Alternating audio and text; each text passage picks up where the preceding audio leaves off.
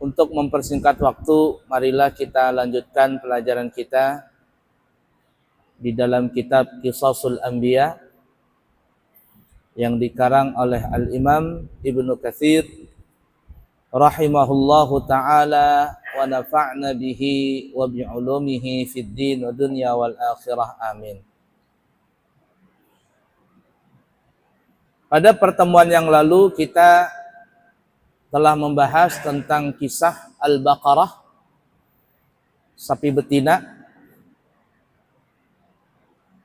yang disebutkan cerita tersebut di surah Al-Baqarah. Dan sekarang kita akan memasuki kisah yang baru masih tentang Nabi Musa alaihissalatu wassalam, yaitu kisah antara Nabi Musa dengan Nabi Khidir alaihissalatu wassalam. Yang mana cerita ini, yakni Nabi Musa dengan Nabi Khidir, itu disebutkan ceritanya dalam surah Al-Kahfi. Dan perlu kita ketahui bahwa para ulama berbeda pandangan tentang status Nabi Khidir itu. Ada yang mengatakan Nabi Khidir ini adalah termasuk daripada Rasul. Dan kita pernah menyebutkan di dalam pelajaran ini bahwa jumlah para nabi dan rasul itu berjumlah 124.000. Ada yang mengatakan seperti itu. Jumlah nabi dan rasul secara keseluruhan adalah 124.000 sesuai dengan jumlah para sahabat Nabi kita Muhammad sallallahu alaihi wasallam. Namun sebagian ulama mengatakan sebenarnya tidak ada yang tahu pasti berapa jumlah para nabi dan rasul. Karena Allah menyebutkan dalam Al-Quran, فَمِنْهُمْ مَنْ قَصَصْنَا عَلَيْكَ وَمِنْهُمْ مَنْ لَمْ نَقْصُصْ عَلَيْكَ. Sebagian kami ceritakan nabi-nabi itu, kata Allah Ta'ala, kepada engkau wahai Nabi Muhammad, tapi sebagian kami tidak ceritakan kisah para nabi dan rasul itu kepadamu. Dari dasar ayat ini, faminhum naqsus 'alaika wa minhum ma lam naqsus 'alaik. Sebagian kami ceritakan kepadamu dan sebagian kami tidak ceritakan.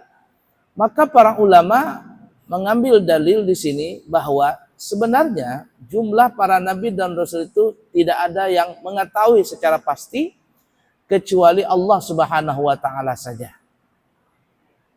Tapi yang kita katakan tadi di awal, ada ulama yang mengatakan bahwa jumlah para nabi dan rasul itu berjumlah 124.000. Dari 124.000 itu disaring lagi menjadi rasul. Rasul itu jumlahnya 313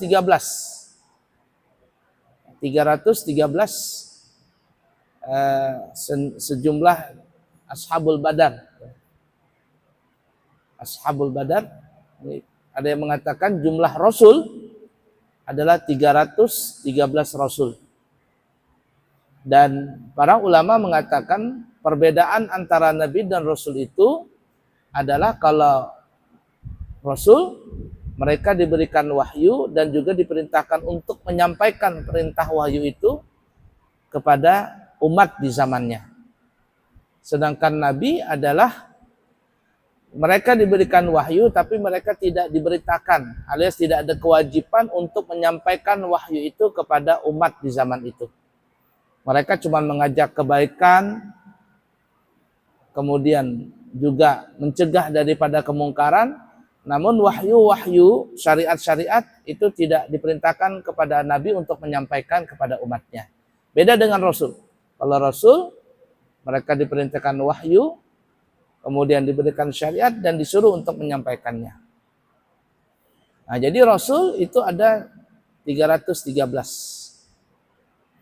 Dari 313, nah ini yang kita katakan bisa jadi Nabi Khidir masuk di golongan 313 itu.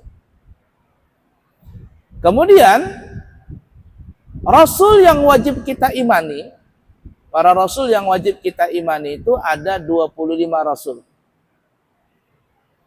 Adam, Idris, Nuh, dan Hud, Saleh, Ibrahim, dan Lut, Ismail, Ishak, dan Ya'qub, Yusuf, Ayyub, dan Syu'aib, Harun, Musa, Ilyas, Daud, Zulkifli, Sulaiman, Ilyas, Yunus, Zakaria, Yahya, Isa, Nabi Muhammad sallallahu salamu alaihi ajma'in.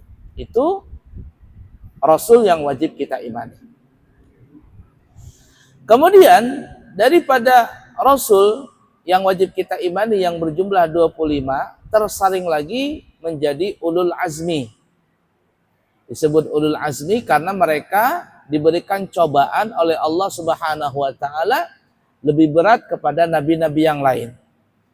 Ulul azmi ini ada 5. Pertama Nabi Adam, yang kedua Nabi Nuh, yang ketiga Nabi Ibrahim, keempat Nabi Musa, dan yang kelima Nabi Isa. Adam, Nuh, Ibrahim, Musa, Isa. Kemudian dari ulul azmi tadi disaring lagi Sayyidul Anbiya'i wal Mursalin wa Khatimun Nabiyyin wal Mursalin, pemimpin para nabi dan rasul dan penutup dari segala nabi dan rasul. Siapa itu? Hanya satu orang, yaitu Nabi kita Muhammad sallallahu alaihi wasallam. Nah, kita kembali ke Nabi Khidir tadi. Jadi Nabi Khidir itu para ulama berbeda pandangan, berbeda pendapat status tentang Nabi Khidir ini. Pendapat yang pertama mengatakan Nabi Khidir ini termasuk dari golongan Rasul. Yang kita sebutkan tadi ada 313 orang. Sebagian ulama mengatakan adalah Nabi Khidir ini bukan termasuk Rasul, tetapi termasuk Nabi. Sehingga Nabi Khidir ini hanya diperintahkan, hanya mendapatkan wahyu tapi hanya untuk dirinya. Nabi Khidir tidak diperintahkan untuk menyampaikan wahyu yang dia terima. Syariat Nabi Khidir nggak sanggup kita untuk melakukannya. Nanti kita akan sampai ceritanya bagaimana Nabi Khidir, jar orang Banjar, membungkas merusak kapal orang. Sedang belayar kapalnya dirusak, kapalnya orang ini. Nggak sanggup kita. Orang bahasa kita zaman sekarang namanya majedzub. Majedzub. Sampai di darat, anak orang yang paling ganteng, yang paling cakep, laki-laki, pintar, semuanya lengkap.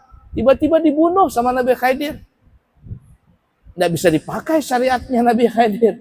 Kalau ada orang zaman sekarang begitu, wah tangkap, mau wali bagaimanapun. Nggak bisa. Jalan lagi sampai di satu kampung semuanya pelit. Jangankan memberi uang, memberi makan aja nggak ada. Jangankan memberi makan, memberi minum aja nggak ada. Satu kampung pelit.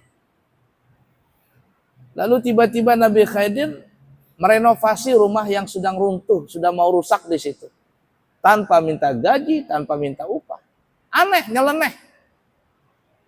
Nah, orang zaman sekarang bahasa kitanya majedzub. Majedzub. Jadzab artinya tarik.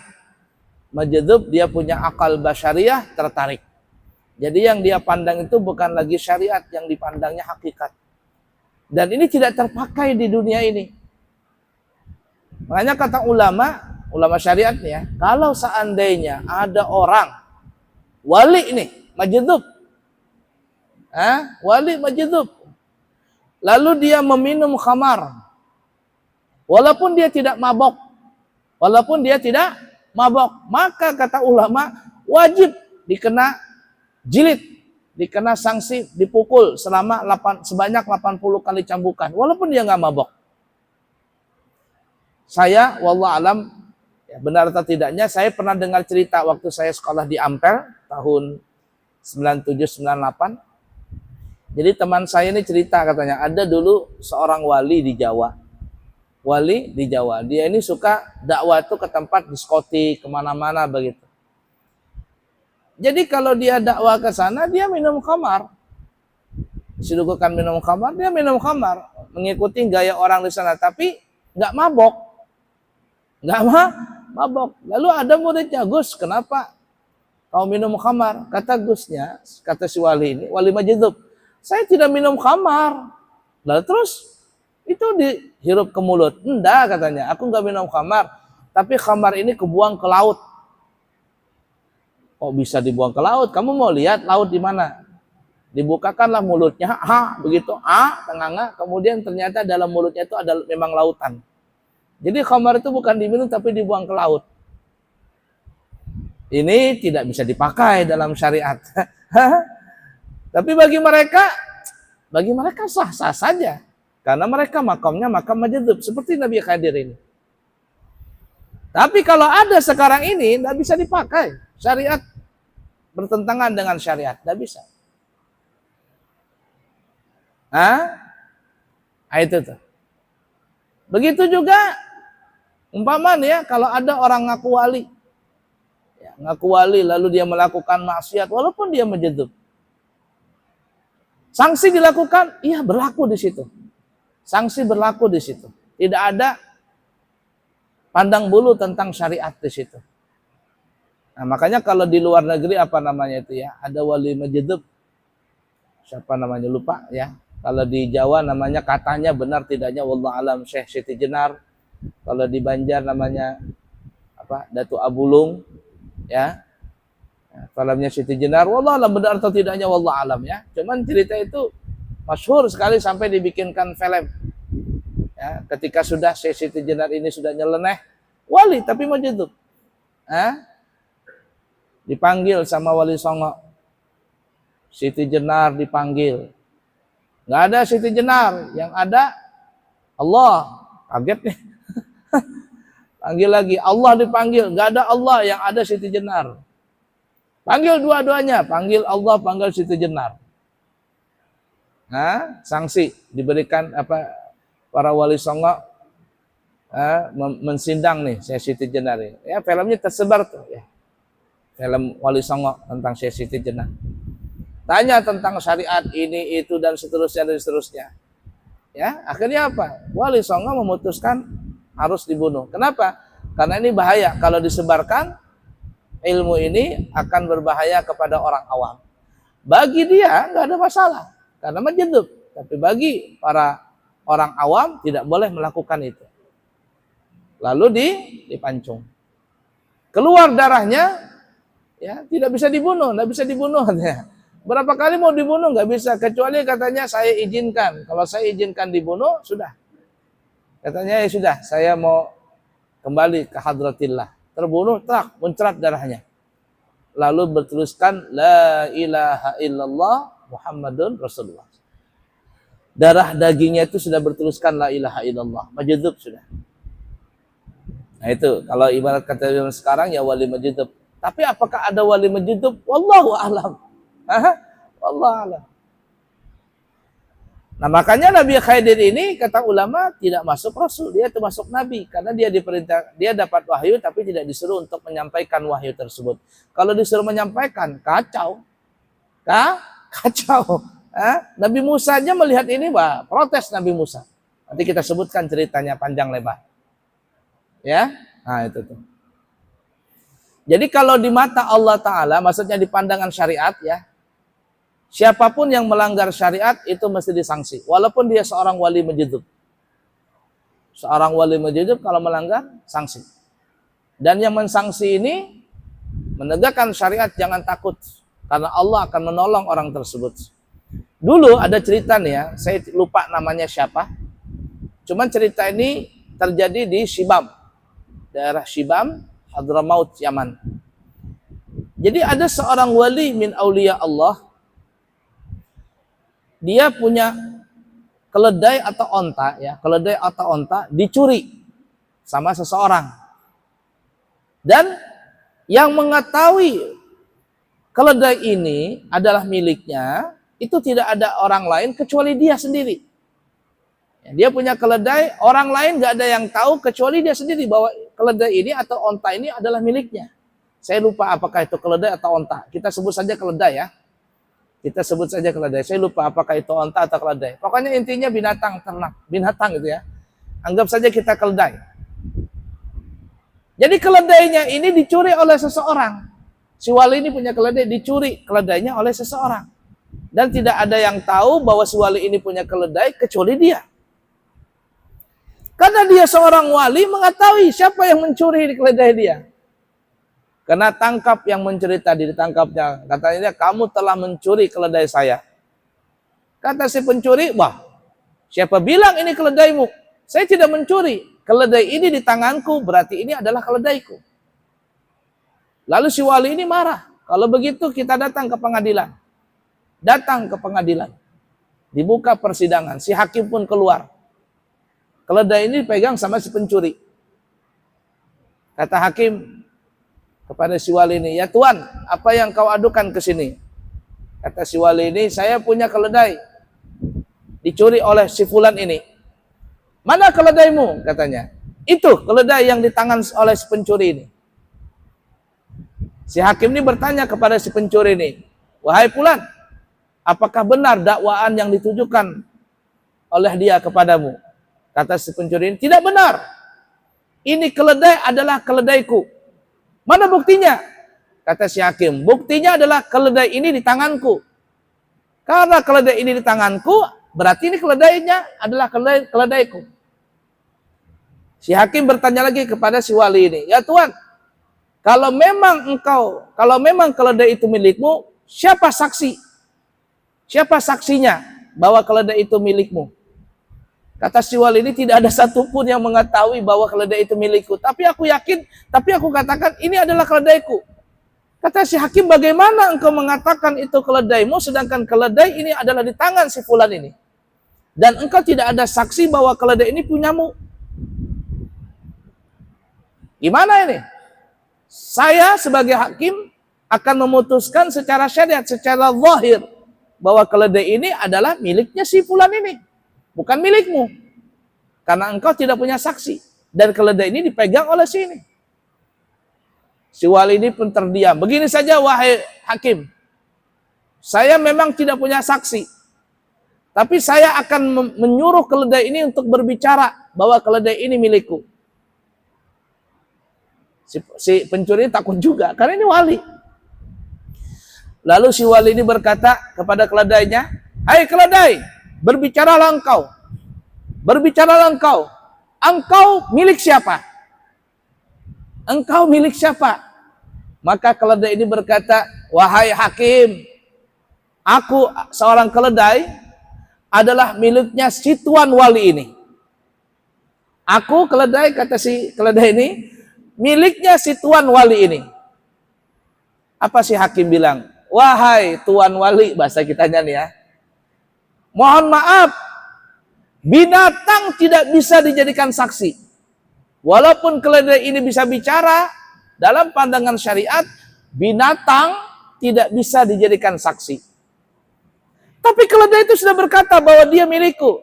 Kata si hakim tadi tidak bisa. Syariat memutuskan yang menjadi saksi itu mesti manusia. Berakal. Bukan gila. Manusia gila aja tidak bisa jadi saksi, apalagi ini binatang. Marah si wali tadi, wahai hakim, kalau engkau tidak memutuskan keledai ini milikku, maka aku akan tenggelamkan engkau masuk ke dalam bumi. Si hakim ini nggak takut juga karena dia pandangan syariat. Apa yang terjadi? Kata si wali ini, wahai bumi, telanlah si hakim ini. Maka masuklah si hakim ini ke dalam bumi sampai ke lutut. Separuh ya badannya ini sepertiga badannya masuk, tak masuk. ya sampai ke paha, masuk sudah.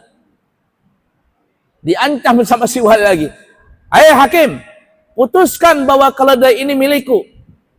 Karena keledai ini berbicara bahwa dia milikku. Apa yang terjadi? Kata si hakim, wahai tuan wali, bahasa kitanya, saya tidak bisa memutuskan bahwa keledai ini milikmu. Kenapa? Karena keledai ini, karena walaupun keledai ini berbicara, tapi dia binatang. Yang boleh menjadi saksi adalah manusia. Marah lagi si wali ini. Wahai bumi, kata si wali, telanlah si hakim ini. Maka masuklah si hakim ini ke dalam tanah sampai ke dada. Nah, 2/3 sudah masuk.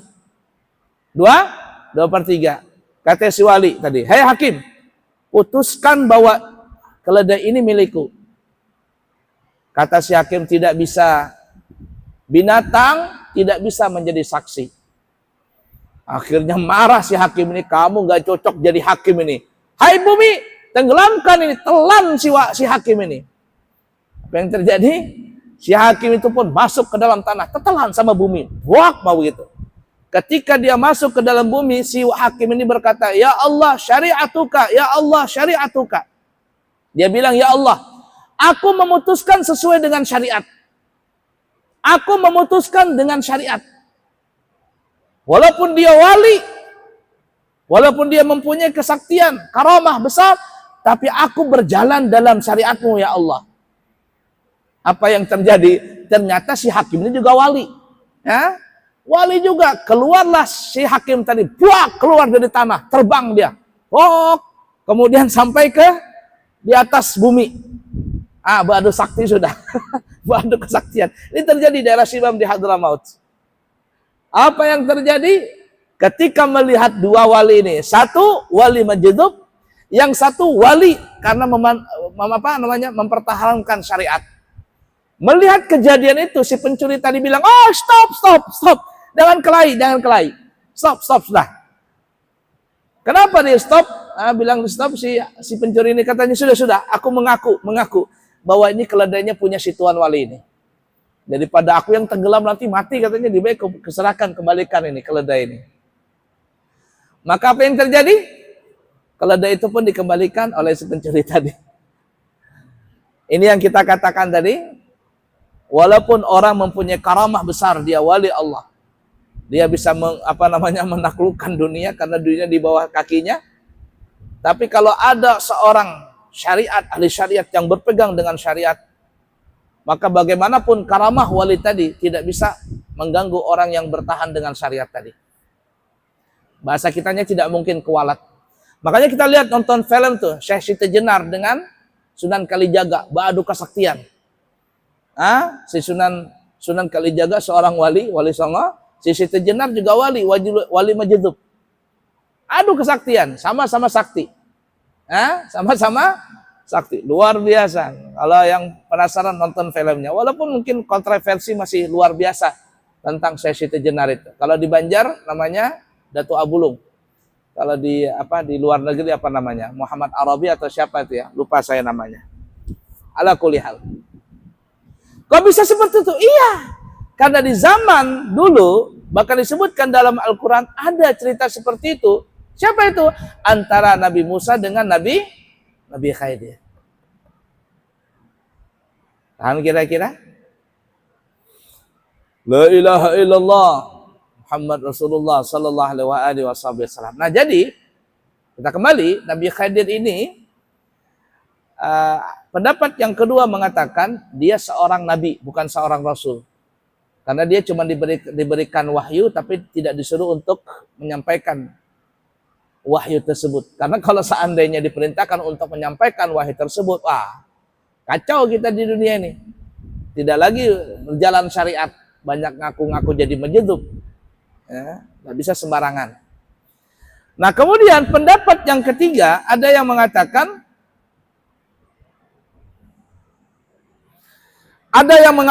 Nabi Khidir ini adalah bukan seorang rasul, bukan seorang nabi, tapi dia seorang wali.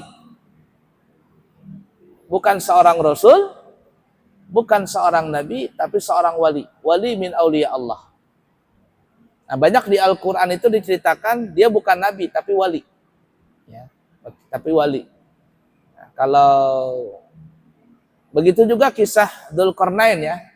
Dzulqarnain ada yang mengatakan namanya kalau bahasa Inggrisnya apa? Iskandar. Iskandar. Dzulqarnain. Kalau di Mesir ada namanya Iskandariyah. Satu daerah namanya Iskandariyah. Apakah Dzulqarnain dari Iskandariyah itu Allah alam. Ya. Namanya Dzulqarnain. Kalau orang kita namanya Iskandar, orang Indonesia. Kalau Kalau orang barat namanya Alexander. Mohon maaf ya, salah. Kalau orang kita nyebut Iskandar. Kalau orang Eropa, orang barat nyebutnya Alexander. Alexander. Makanya di Mesir itu ada kotanya Alexandria. Ya, Iskandaria. Kita nyebut Iskandaria, kalau sana disebut Alexandria. Ya, Alexander. Bahasa Arabnya adalah Dzulqarnain. Disebut Dzulqarnain karena dia mempunyai, ada yang mengatakan rambutnya ini kayak ada tanduknya. Dzulqarnain yang mempunyai 2 tanduk. Jadi rambutnya kayak bertanduk begitu. Ada jambulnya. Ada juga yang disebut Dzulqarnain itu karena dia menguasai antara timur dengan barat. Ya, timur dengan barat. Dzulqarnain. La ilaha illallah Muhammad Rasulullah sallallahu alaihi wasallam. Itu nanti Dzulqarnain di zaman Nabi Daud ya. Di zamannya Nabi Daud dan Nabi Sulaiman. Nanti kita akan sampai ceritanya itu. Nah, kita kembali. Jadi Nabi Khidir ini para ulama berbeda pendapat. Ada yang mengatakan Rasul, ada yang mengatakan Nabi, ada yang mengatakan wali. Cuman kata ulama, khairul umur awsatiha. Khairul umur awsatiha. Sebaik-baik semua perkara itu, yang paling baik adalah di tengah. Paling nikmat apapun semuanya di tengah. Nah, jadi diambillah perkataan itu yang tadi di ujung mengatakan Rasul, ya, ujungnya lagi ada mengatakan Nabi, di tengah-tengahnya Nabi. Oleh karenanya para ulama banyak mengatakan Nabi Khidir itu adalah dia seorang nabi. Ya, seorang nabi, bukan seorang rasul, bukan seorang wali. Khairul umur awsatiha. Sebaik-baik perkara adalah yang di tengah. Jadi apapun yang di tengah itu paling enak sudah, ya. Apapun yang di tengah paling enak, kecuali donat. Nah, kalau donat yang di tengah enggak enak. Kenapa? Karena bolong tengahnya. Semuanya paling enak di tengah. Hinti paling banyak isinya di tengah. Wadai-wadai paling nikmat di tengah. Kita makan nasi biryani, makan nasi kebuli, makan nasi mandi, itu paling enak di tengah. Kenapa? Di tengah ada iwaknya. Begitu juga orang pengantin, yang paling nikmat adalah di tengah. Cuman satu yang tidak nikmat, apa itu? Donat, karena donatnya bolong. Ya, ala kulli hal. Baik, Nabi Khidir tadi ya.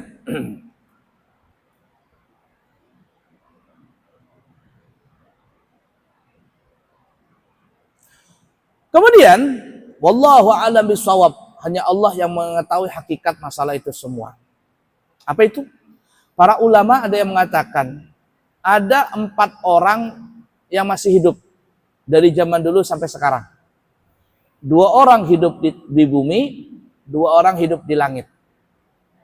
2 orang hidup di bumi, 2 orang hidup di langit. Tapi yang jelas adalah 1 di bumi, 1 di langit. Yang jelas nih. Ya. Kalau 2 di bumi, yaitu Nabi Khidir dengan Nabi Ilyas. Nabi Khidir dengan Nabi Ilyas. Tapi kalau yang jelas adalah Nabi Khidir yang masih hidup. Nabi Khidir yang masih hidup. Sedangkan Nabi Ilyas, wallahu alam. Nah, dia mengatakan Nabi Khidir penjaga daratan, penjaga lautan, Nabi Ilyas penjaga daratan. Wallahu alam, benar atau tidaknya, wallahu alam. Nah, setiap tahun kalau wukuf di Arafah, mereka ini bertemu. Nabi Khidir dengan Nabi Ilyas bertemu di Masjid Khaif. Ya, di Padang Arafah, kemudian di Masjid Namirah, ya, Namirah di Padang Arafah. Nah, ada juga yang mengatakan ketemunya di Masjid Khaif yang ada di Mina. Setiap tahun bertemu itu mereka berdua. Yang satu jaga lautan, yang satu jaga daratan. Wallahu alam. Loh, kenapa Nabi Khidir panjang umur? Nah, itu yang kita katakan. Nabi Khidir ini panjang umur ya, karena nanti dia sampai hidup di zaman Nabi Daud. Ada yang mengatakan di zaman Dzulqarnain. ya, sampai nanti akhirnya Nabi Khidir ini meminum air kehidupan. Air kehidupan. Nah, itu panjang umur dia. Sedangkan kalau versi orang Cina namanya apa ya? Sungguko kah? Sungguko. Sungguko, ada namanya Jalan Sutra. Jalan Sutra. Itu juga minum air kehidupan. Itu versi mereka. Kalau versi kita, Nabi Khidir meminum air kehidupan sehingga dia tidak akan mati sampai akhir dunia ini.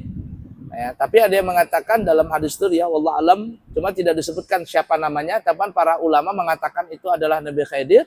Nabi Khidir nanti mati dibunuh oleh Dajjal. Dibunuh oleh Dajjal, ya. Wallahu alam benar atau tidaknya. Ringkas kata simpang siur daripada riwayat-riwayat itu. Nah, ya. Jadi Nabi Khidir ini disebutkan ceritanya dalam Al-Qur'an dan ada ulama yang mengatakan Nabi Khidir itu sampai sekarang masih hidup. Dan ada dua nabi yang hidup di bumi, yaitu Nabi Khidir dan yang kedua Nabi Ilyas. Cuman yang paling kuat adalah Nabi Khidir saja yang masih hidup. Nabi Ilyas wallahu alam. Kalau Nabi Khidir hidup panjang karena dia minum air kehidupan, kalau Nabi Ilyas panjang wallahu alam apa sebabnya. Kemudian yang di langit yang masih hidup dua orang adalah Nabi Isa dengan Nabi Daud. Cuman yang paling disepakati adalah yang masih hidup sampai sekarang Nabi Daud. Nabi Daud alaihissalatu wassalam. Mohon maaf, Nabi, salah ngomong saya. Nabi siapa? Nabi Isa. Salah ngomong. Di langit itu ada dua, pertama Nabi Isa dan yang kedua Nabi Idris. Mohon maaf ya, salah ngomong. Jadi Nabi Isa dan Nabi Idris. Kalau Nabi Isa jelas riwayatnya dalam Al-Quran juga disebutkan bahwa Nabi Idris diangkat ke langit ketika dia dikepung oleh orang-orang Yunani ingin dibunuh. Maka Allah Subhanahu wa taala mengangkat Nabi Isa ke langit dan sampai sekarang masih hidup. Sampai sekarang masih hidup dan nanti di akhir zaman Allah akan menurunkan Nabi Isa kembali. Ya, kembali ke muka bumi. Kemudian Nabi Isa misi yang paling besar di muka bumi ini ada 3. Yang pertama adalah membunuh Dajjal. Membunuh Dajjal. Ya, yang kedua adalah meluruskan ajaran yang telah diselewengkan oleh orang-orang Nasrani. Beliau akan mengatakan, aku bukan anak Tuhan, tapi aku adalah anak Nabi, aku adalah anak Maryam, putra Maryam.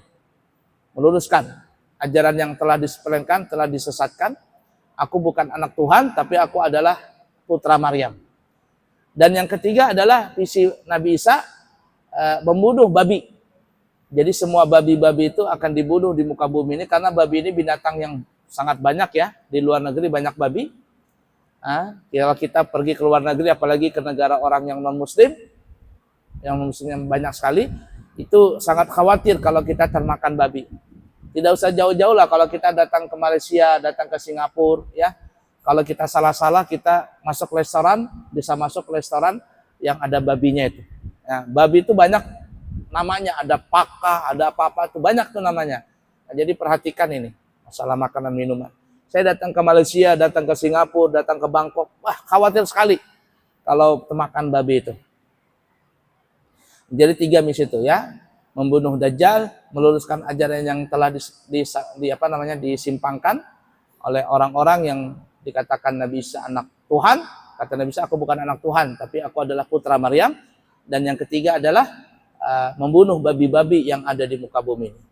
Ya, baik babi ternak ataupun babi celeng, kecuali satu yang tidak dibunuh, babi nian. Kalau babi nian nggak dibunuh, ya, babi nian. Kemudian Nabi Idris yang hidup di langit yang kedua. Nabi Idris ini simpang siur ceritanya, tapi yang jelas kata ulama Nabi Idris sebenarnya sudah mati, sudah meninggal dunia karena dia berteman dengan malaikat maut. Ya, panjang ceritanya, kita pernah ceritakan juga di sini. Berteman, dia minta dicabut nyawanya. Sekali dicabut, aduh sakit, kembalikan aku katanya, kembalikan nyawaku. Dikembalikan lagi oleh malaikat Israel, malakal maut maksudnya. Kemudian minta izin ke langit untuk melihat surga dan seterusnya, sampai naik ke langit. Kemudian kata malakal maut, sudah habis waktunya kita turun ke muka bumi. Keluarlah Nabi Idris dari surga tadi, tapi sendalnya ditinggal. Sendalnya ditinggal di dalam surga. Kata Nabi Idris, malaikat tunggu dulu, sendalku ketinggalan di surga. Aku mau ngambil sendal dulu. Masuklah Nabi Idris ke dalam surga, malaikat nungguin di luar nih. Kok nggak kembali-kembali Nabi Idris nih? Malaikat masuk, ternyata Nabi Idris berpingkut, berpegang dengan sebuah pohon. Kata malaikat, ayo turun ke surga, ke bumi lagi. Kata Nabi Idris, ngapain lagi turun? Aku sudah enak di surga, turun lagi. Kata malaikat maut, orang yang masuk surga ini mesti mati dulu, baru bisa masuk surga. Kata Nabi Idris, bukankah kemarin aku sudah mati? Kemarin kan sudah mati, berarti kau pantas masuk surga. Kalah argumen malaikat ini, lalu tanya sama Allah Ta'ala, ya Allah gimana ini? Kata Allah, biarkan saja dia. Tapi surga ini belum resmi dimasukin. Maka tidak boleh masuk ke dalam surga, turun ke langit. Akhirnya Nabi Idris diturunkan ke langit. Kalau tidak salah di langit kedua atau langit ketiga. Makanya ketika Nabi kita Isra Mi'raj, Nabi kita bertemu dengan Nabi Idris dengan Nabi Isa. Ya, Nabi Idris kalau tidak salah di langit kedua atau langit ketiga. Nah, dua Nabi ini hidup di atas langit, Nabi Idris dengan Nabi Isa. Tapi yang sepakat adalah Nabi Isa saja yang hidup. Yang di bumi ada dua, Nabi Ilyas dengan Nabi Khidir, tapi yang sepakat, yang hidup sampai sekarang adalah Nabi Khidir saja. Karena dia minum air kehidupan. Semuanya itu, sekali lagi, wallahu a'lam. Hanya Allah Ta'ala yang mengetahui hakikat tentang itu semua. Nabi Khidir, salah satu tandanya adalah beliau jempolnya ini tidak ada tulangnya. Tidak ada tulangnya. Jadi dia bisa nyerupai dengan orang apapun, ya. Bisa berbentuk muda, bisa berbentuk tua, bisa berbentuk orang tukang sampah, tukang sapu jalanan. Ya, dengan bisa berbahasa apapun dia bisa. Makanya kalau ada orang yang wukuf di Arafah itu terkadang kalau salaman dengan orang, ya, itu terkadang dipicik jempolnya orang itu dipicik. Dipiciknya. Kalau keras itu manusia, maksudnya itu orang biasa. Kalau dari tulangnya nih jempolnya dipicik, lembek begitu. Nabi Khidir itu. Sebab itu ada yang berangkat haji ya, picik jempolnya. Kalau dia nggak ada betulang, Nabi Khidir itu. Allah alam bisawab. Insyaallah kita sambung lagi nanti di kesempatan akan datang. Kami insyaallah kami baru datang dari umrah. Insyaallah tanggal 15 Januari akan berangkat lagi. 15 Januari, 1 bulan kemudian akan berangkat lagi. Siapa tahu ada yang kepingin berangkat umrah, kami buka harga dengan harga 32 juta. Dan siapa yang ingin berangkat umrah bulan puasa awal Ramadan, kami buka dengan harga 33 juta rupiah, berangkat tanggal 28 Februari. Semoga bermanfaat. Subhanakallahumma wa bihamdika, asyhadu an la ilaha illa anta, astaghfiruka wa atubu ilaik. Wa akhiru kalam, wassalamu alaikum warahmatullahi wabarakatuh.